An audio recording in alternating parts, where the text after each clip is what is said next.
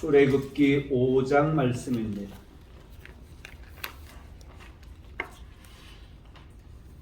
하나님의 말씀 출애굽기 5장 1절에서 4절까지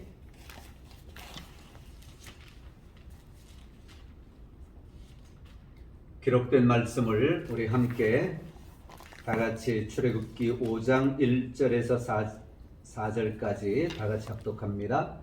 그 후에 모세와 아론이 바로에게 가서 이르되 이스라엘의 하나님 여호와께서 이렇게 말씀하시기를 내 백성을 보내라. 그러면 그들이 광야에서 내 앞에 절기를 지킬 것이니라 하셨나이다. 바로가 이르되 여호와가 누구이기에 내가 그의 목소리를 듣고 이스라엘을 보내겠느냐? 나는 여호와를 알지 못하니 이스라엘을 보내지 아니하리라. 그들이 이르되 히브리인의 하나님이 우리에게 나타나셨은즉 우리가 광야로 사흘 길쯤 가서 우리 하나님 여호와께 제사를 드리려 하오니 가도록 허락하소서. 여호와께서 전염병이나 칼로 우리를 치실까 두려워하나이다. 애굽 왕이 그들에게 이르되 모세와 아론아 너희가 어찌하여 백성의 노역을 쉬게 하려느냐? 가서 너희의 노역이나 하라. 아멘. 지난주에 우리는 출애굽기 4장 10절에서 14절까지의 말씀 속에서 모세에게 믿음을 요구하시는 우리 하나님을 우리가 보았습니다. 자, 이제 그 믿음을 가지고 하나님께서 나를 이스라엘의 지도자로 또 이스라엘 백성들을 애굽에서 이끌어낼 사람으로 부르셨다라고 하는 것을 그가 깨닫고는 이제 백성들에게로 가지요. 그때의 모든 백성들이 환영합니다. 그리고 함께 따를 것을 지지합니다. 여기에서 모세가 힘을 얻어서 이제 오늘 본문의 말씀에는 모세와 아론이 바로에게 가게 되는 것이지요. 가가지고는 하나님의 말씀을 이야기하는 겁니다. 이스라엘의 하나님 여호와께서 이렇게 말씀하시기를 내 백성을 보내라. 하나님이 말씀하시는 거지요. 내 백성을 보내라. 그러면 그들이 광야에서 내 앞에 절기를 지킬 것이니라 하셨나이다. 하나님의 말씀을 바로에게 이야기를 합니다. 그런데 이 여호와 하나님을 믿지 못하는, 알지 못하는 바로는 거부하지요. 다시 한번 사정합니다. 그런데 그 다시 한번 사정하는 그 말을 듣고는 4절에서 애굽왕 바로가 하는 이야기는 야, 너희가 그걸 핑계로 삼아서 쉬려고 하는구나.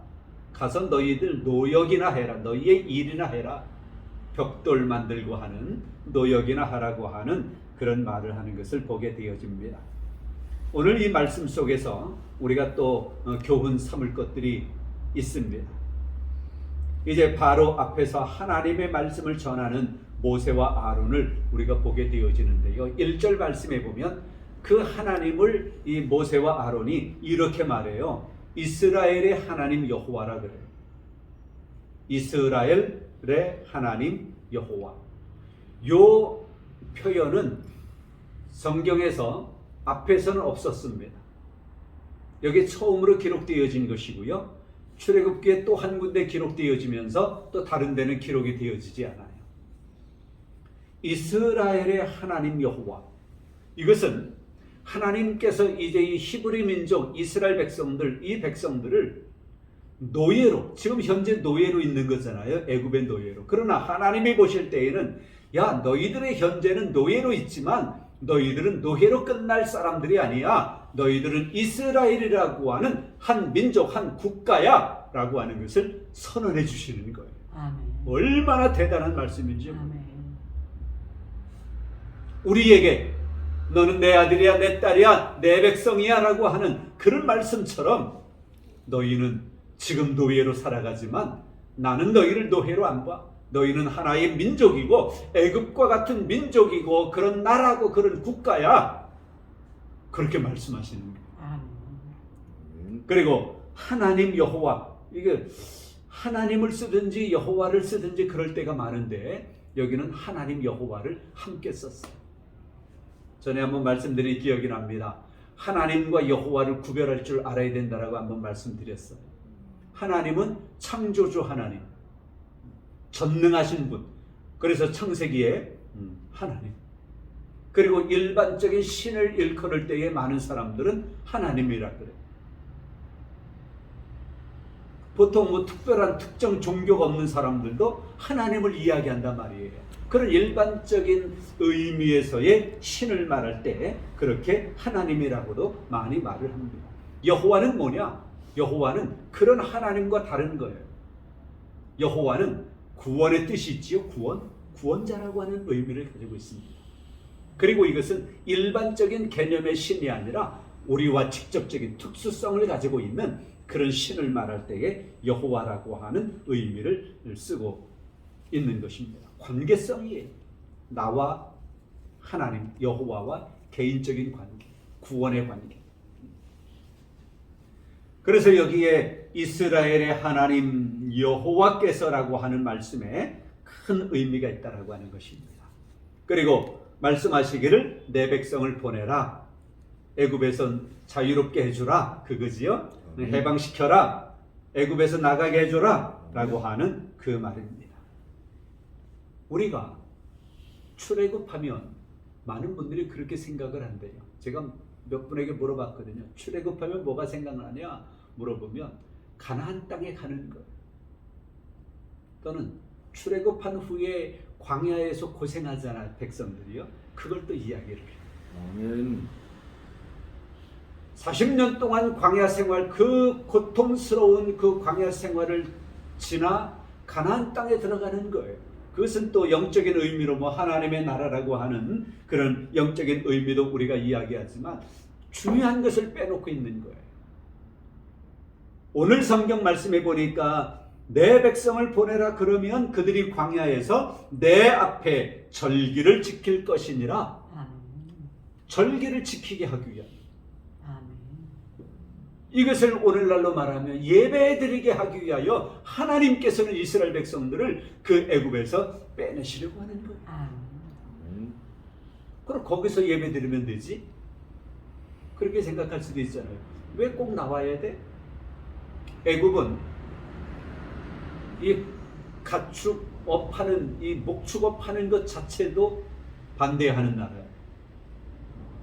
그런데 이스라엘 백성들은 목축업을 하면서 그것을 잡아가지고 그걸 제물로 드리고 하잖아요.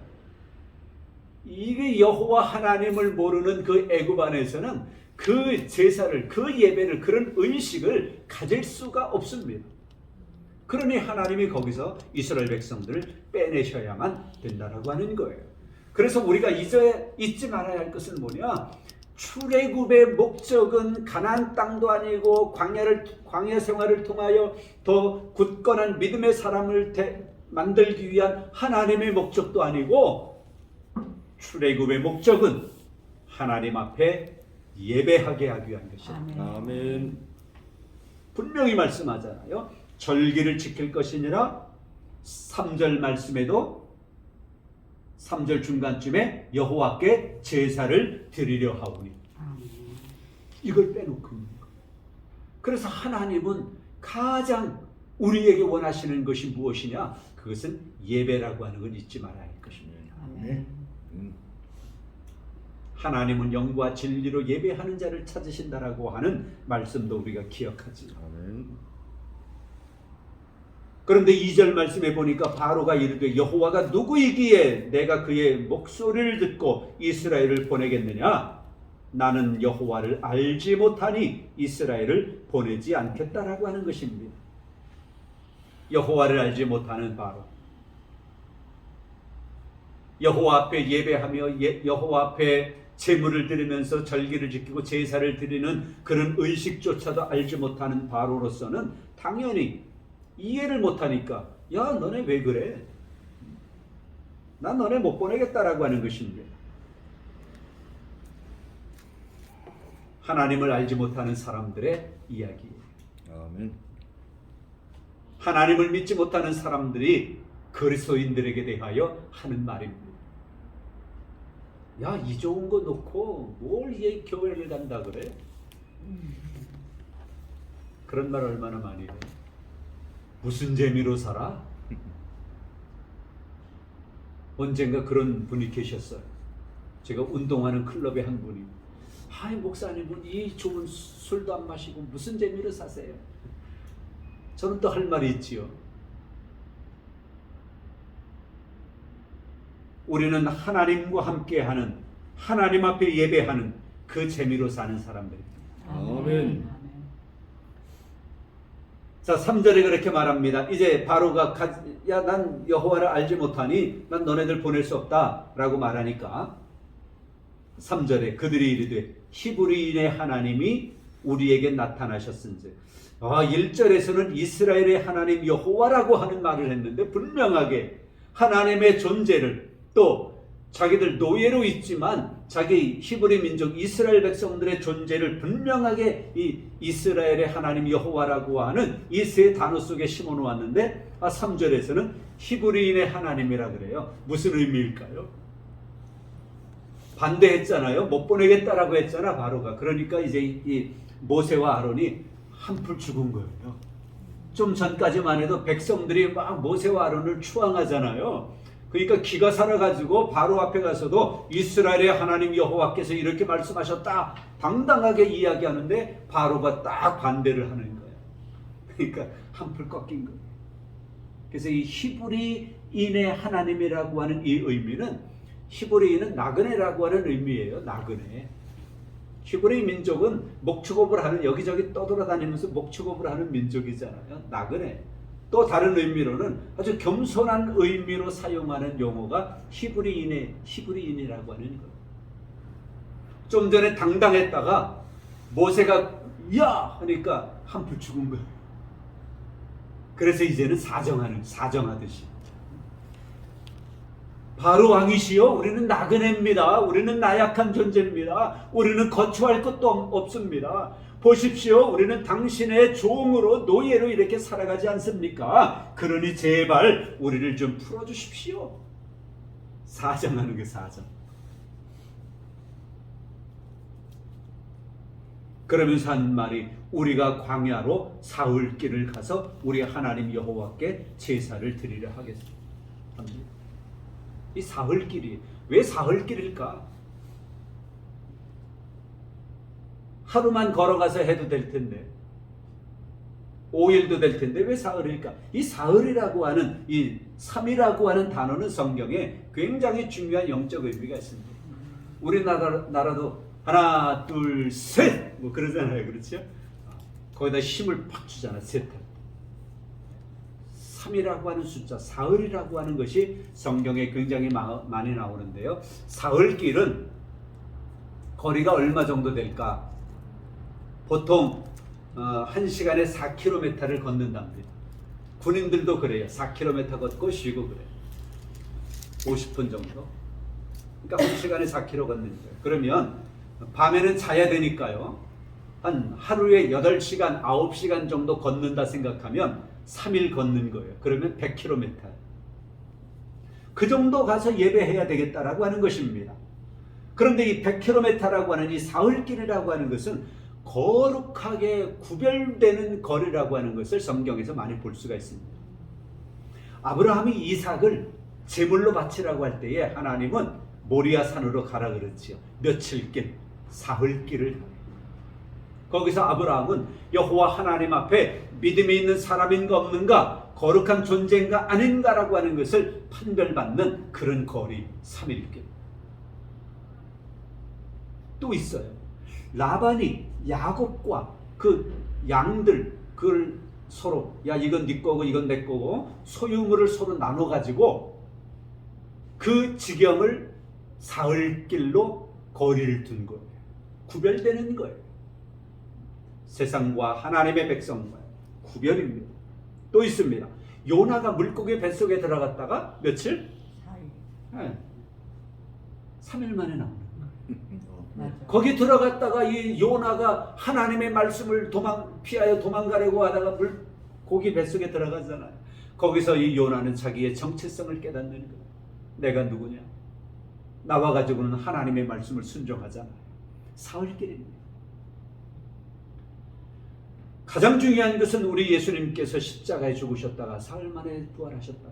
이 사흘이라고 하는 것이 이렇게 거룩하게 구별되어지는 거리라고 하는 것입니다.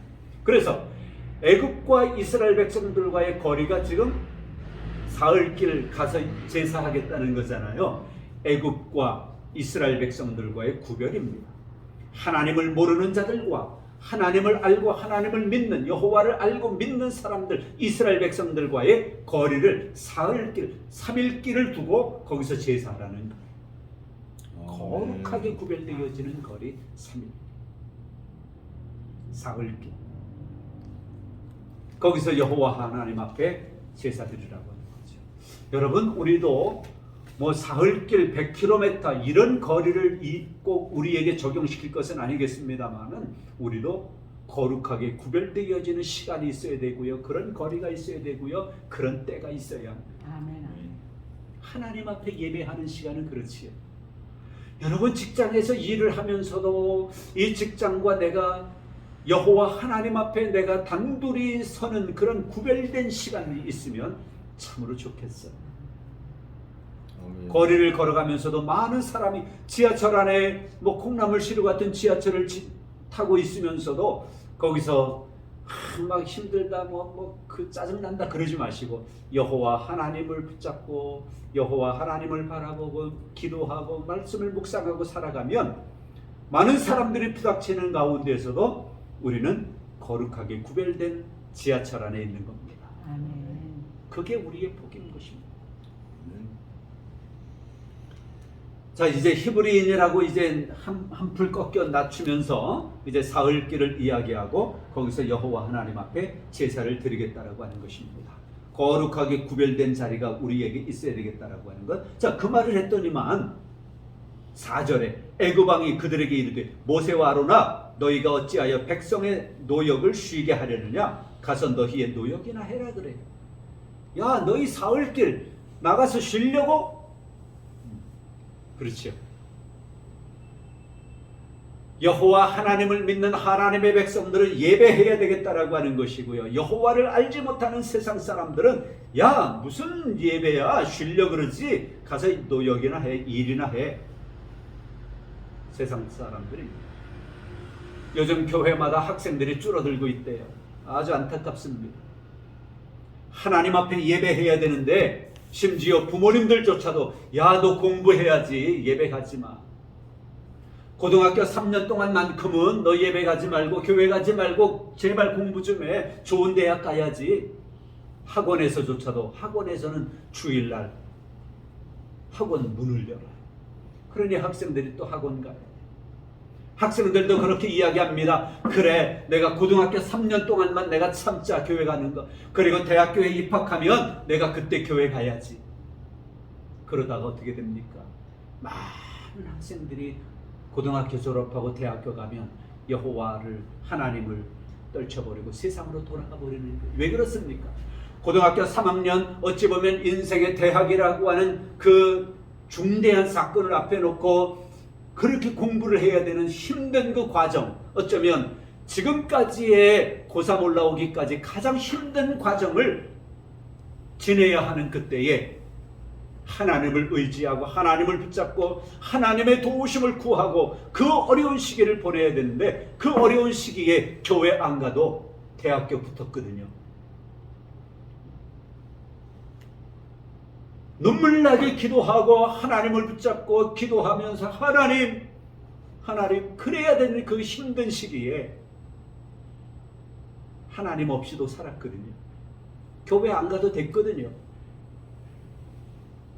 직장인들도 마찬가지입니다. 하나님 앞에 나가 예배해야 하는 것이 하나님 앞에 가장 복된 것이고 하나님의 백성으로서 지켜야 할 일입니다마는, 그러나 무슨 예배 일 밀렸는데, 네? 일이나 해. 일터로 나가. 여호와 하나님을 알지 못하는 세상은 우리로 하여금 그 일터로 내보내려고 하는 거예요. 학생들은 공부하도록 내버려 일터로 나가게 하고 하나님 앞에 예배해야 되는 그 시간. 여호와를 알지 못하는 바로는 무슨 예배야? 노역이나 해. 그렇게 이야기합니다. 우리가 이러한 말씀들을 마음에 새기면서 하나님 앞에 바로 세워지는 하나님의 백성들, 하나님을 바로 믿고 섬기고 예배가 가장 중요하다라고 하는 것을 마음에 새기고 아멘. 예배하는, 아멘. 예배에 중점을 두는 우리의 인생, 그것이 성공의 비결이라고 하는 것을 우리가 깨닫고 아멘. 하나님 앞에 바로 서는 여러분들 되시기를 주님의 이름으로 축원합니다. 아멘. 성부와 성자와 성령의 이름으로 여러분을 축복합니다. 아멘. 이제는 우리 구주 예수 그리스도의 은혜와 하나님의 사랑하심과 성령의 교통하심이 우리 모두와 함께 하시기를 축원하옵나이다. 아멘. 아멘.